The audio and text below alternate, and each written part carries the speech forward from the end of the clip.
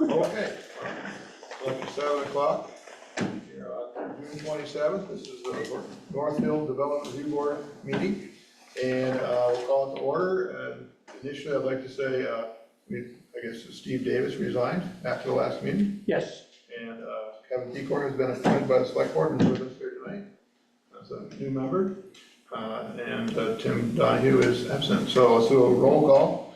Mr. Delarry? Here. Mr. Pegor? Here. Mr. Garland? Here. Smith is here. Mitch Oseki's here as staff. Okay. And other people present have signed in, I presume. Yes.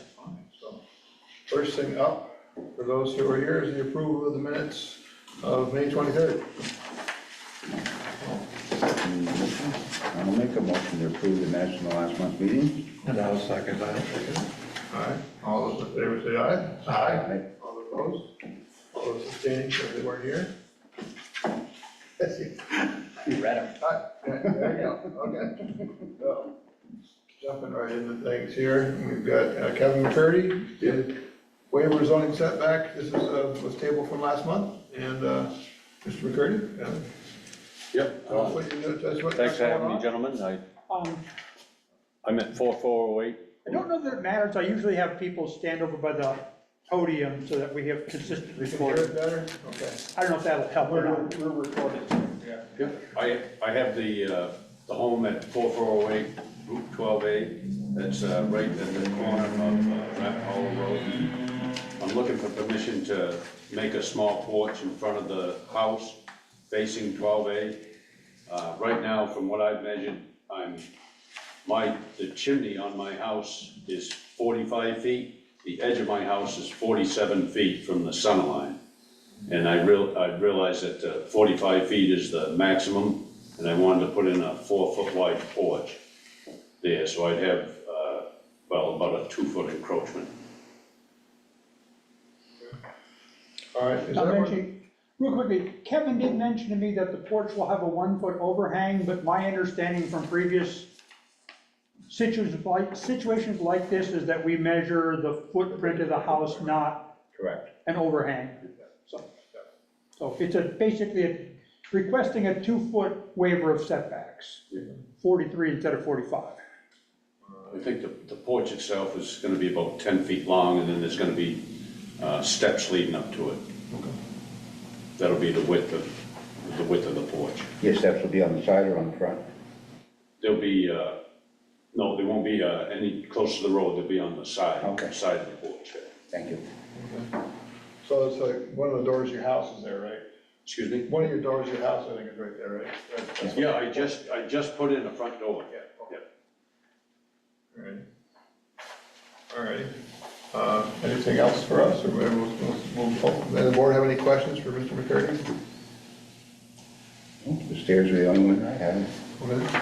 And the door location, which was one. Sorry. Help with you, Mitch. I guess here, anybody else here to talk about it? No, Mr. Brown, you got some deal going on. I sent out letters to abutting property owners. I think I got a phone call from one abutter and they had no concerns. Really, is anybody anywhere close to that house?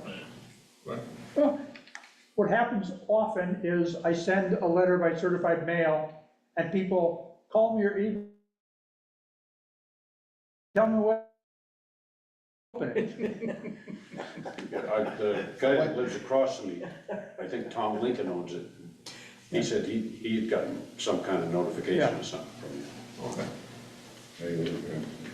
I guess I'd entertain a motion. I'd move that we accept the application for Kevin McCurdy. I'll second that. Establish a porch on home on. As presented.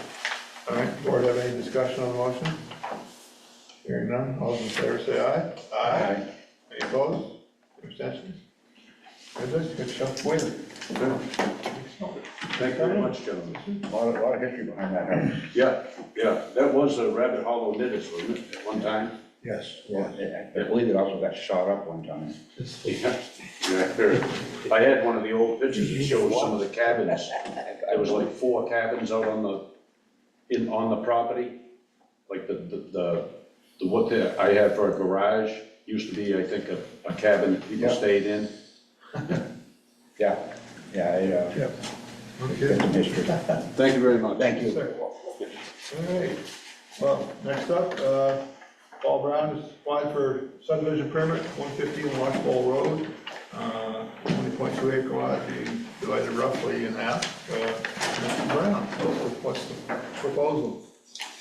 I think you summed it up nicely. Basically divided in half, create one 9.32 roughly acre lot and keep 10.8 acres with the house. So the lot 1 would be further subdividable under current zoning regulations. Lot 2 would not be further subdividable under current zoning regulations. Is the division line we're looking at, is that this right away? Is that The reason for the division being configured that way is because there is right now an active right-of-way which provides access from Washbowl Road to the property behind, currently owned by the old rails, formerly owned by Clark Bothfeld. So that right-of-way, now, as you can see from the aerial photo, maybe provided on the back, on the second one, maybe makes it a little bit clearer. So it's an existing right-of-way through property. And the reason for the slight corner clip there, following the right-of-way up in that corner, is to provide access to lot 2 along that easement, in addition to along Washbowl Road. The road frontage is relatively steep. And so it seemed to make sense to provide access to that lot from the existing easement. I have with me that I didn't include in the application package, the legal description of the easement that was uncovered when we purchased the property. I don't know if it makes any difference. It was never formally located. And so there's a historic, location is? I think at this point, it's well established and maintained by the property owners behind who use it to.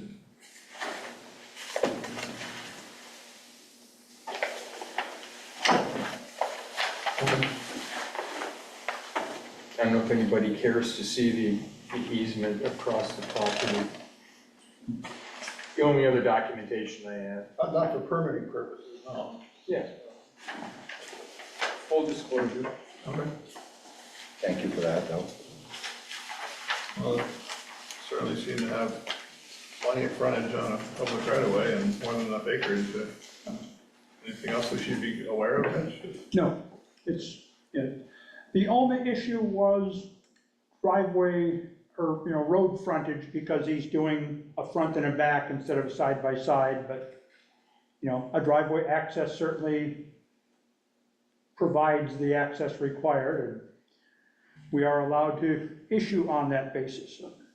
The lots are of sufficient size, no issues there either. I will note that we have somebody online who's muted. I'm not sure if it's an abutting property owner of Paul, but we should probably invite them Yeah. to speak up if they wish Okay, before we take a vote on anything. okay. Yes, hi, we are the abutting property owner, and we were just curious. We're joining because we got this notice and it has the address to join. That's our only comment. Okay, Amy, I'm not familiar with which property you own. Is it directly across Washbowl Road from ours? Yeah, Paul, this is Jim Weiss. Oh, hi, Jim. Yeah. Woodward and Jim Weiss, that's who owns. Yeah. Okay, I'm sorry. I don't know if we've ever even met. That's all Yeah. right. Okay. Well, glad you could join us. So,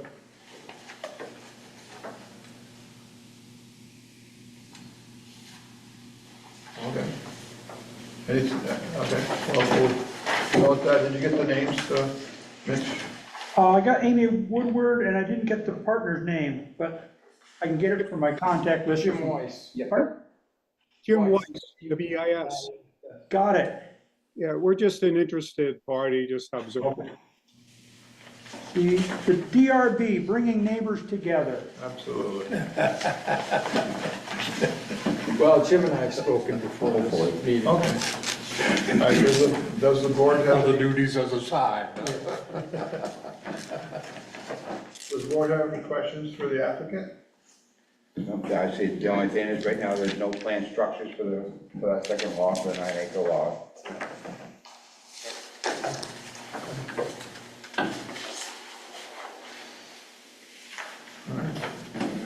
Well, if I don't hear anything else, I'd entertain a motion. Motion approved.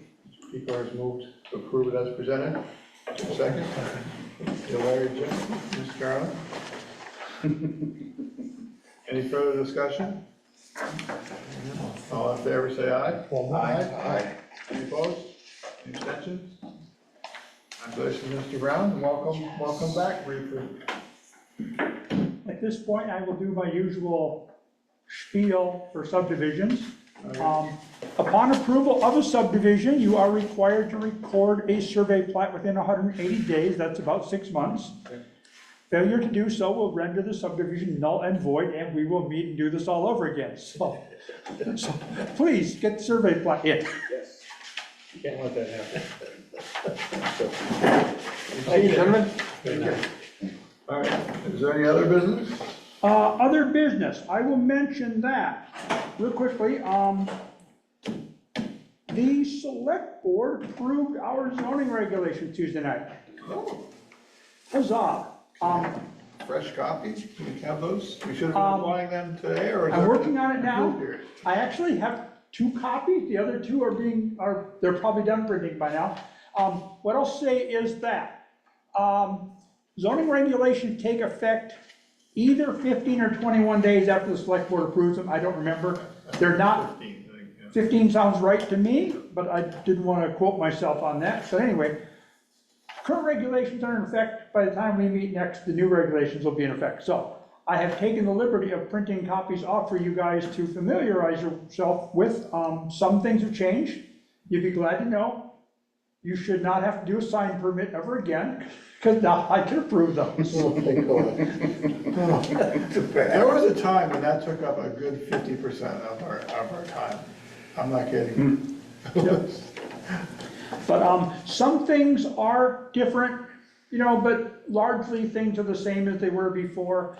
One thing and we will learn all this together. I think they have put a provision in the regulations for a subdivision that I'm not sure how strongly it's worded, but it's actually not a bad idea that when somebody proposes a subdivision, they are supposed to at least identify the building envelope on the proposed lot where a future development will occur.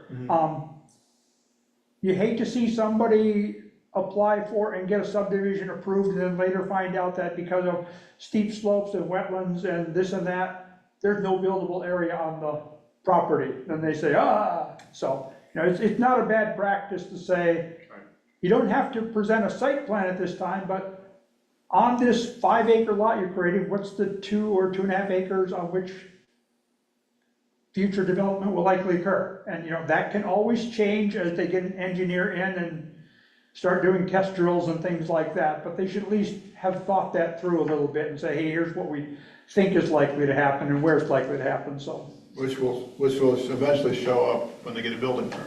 Right, yep. And something else I'll mention real quickly, you're probably familiar with this, the former Masonic temple has been sold to, I think it's Lucky Boardman, owns something like Vermont Rental Solutions, or I don't remember the exact name, but they are proposing to turn that into 12 to 16 residential dwellings. heck they gonna do that? Go up. Pretty small building. But they will come and talk to you about how they're gonna do that. I'd like to see that plan. I would like to see that. Well, it's housing that we need, so if there's a way to do it, more power to them, but we'll, And, hopefully they'll learn to mow the lawn while they're at it. yeah. What a- Yeah, Kevin, Tom Davis, my office neighbor, I've heard him talking to people, he says, I call him up and say, I know you're not doing it with the property yet, but you're the owner now, take care of it. But anyway, that's beside the point. Anyway, so that's neither here nor there. Anyway, but that's the story on new regulations. Okay. You'll certainly want to have a look at those. And I do believe that the Sonic Temple project is probably going to get presented fairly soon. There's been conversations with other things, but nothing that's close enough that I can anticipate any action, although, and I did make a typo. Stuart Hallstrom, not Lewis Hallstrom, was supposed to present a subdivision application tonight. He came in shortly before the deadline to get this agenda published, said, hey, can I get on? I said, sure you can. Said, however, I will need a subdivision application. And he did not turn one in, that's all. Okay, so it'll be on next And I month. have to, yeah, hopefully, but I'm gonna make him get the application to me before I put him on the agenda next time, because I actually had to chase down all three of our applicants before this meeting, but, Even the former board member. well, he told me he was gonna get the application to me by a particular date, and that date came and went, and I called him and said, hey, haven't seen the application yet, and Tossie turned it in the next day, so, I think anyway. A couple months ago, I came across a site on the internet. It's Vermont Partial Viewer. I don't know if you've ever seen that or not. Yep, You have seen that? yeah, it's What a nice little program. You can go on that and you click over it anywhere in Vermont and you zoom it up and you can pick the area and it's all divided, line divided. It has information of the lot size, it has information of the current owner and a lot of other information when you click on each partial. It's kind of cool. It's just called a partial viewer. Yep, you can just Google Vermont or VT parcel viewer and you should be able to find it easily enough. Or I use my Onyx hunting application app Oh, for hunting. Maybe I get the phone number for the owner, get permission to hunt there. nice. But yeah, same idea, it's acreage, address, who owns it, property line. Anyway, Okay, so, I've got 2 copies of the new regulations. Anybody else want them, they can follow me over across the street and I get them. One caveat is that the zoning map that we've got on our town website is a little out of date. It shows the village center downtown, but does not show the one in Northfield Falls. Those are both official village centers and are village center zoning districts. And the downtown village center actually got expanded recently, and our online map doesn't show the new configuration of the village center, so this thing shows that one. I've talked to a guy at the Regional Planning Commission. He is working and said he would get that to me hopefully by tomorrow, so I will get that into the actual regulations before they become official, so. Here's 2 copies, and I've got more across the street if anybody wants them tonight. I'd like to take a look at one. End of that. No, I can pass it on to, get your name written all over it, so. I don't think I want to keep the damn thing. I didn't realize- Northfield Falls had a center. Is there a track change document that shows the difference in the regulations between Well, current Let's and see, there was soon a to be? bit of a contentious issue, and oh my God. we do have one, although, let's see, the first thing that we did when we reorganized zoning regulations is we had a bunch of sections that weren't very, they didn't flow very fluidly from one to the next. So with the assistance of a planning consultant, the first thing we did was reorganize the document, basically moved everything around. Okay. Once we did drop the ball on this, because once we had told the select board that once we reorganized the document, we could certainly do track changes, but if we did it right away, it would be an incomprehensible jumble. But then once we reorganized, we didn't turn on the track changes, so some things went to the select board and a couple of them raised that concern strongly. And so at some point, we did turn on the track changes for the last couple rounds of changes, and there is that copy available if you want it, but, the version I'm giving you is sort of a clean one without a bunch of edits in it, yeah, so, Okay, there's that. all right. And With that. that's all I got. Okay. Well, I think we should adjourn, but I'd like to have a motion to, I never remember this. A motion to adjourn, I make a motion to adjourn. Okay, thank you. All those in favor say aye. Aye. Opposed? And Kevin, you noticed, but the first time someone comes to the board new, they have to buy us all a drink. So.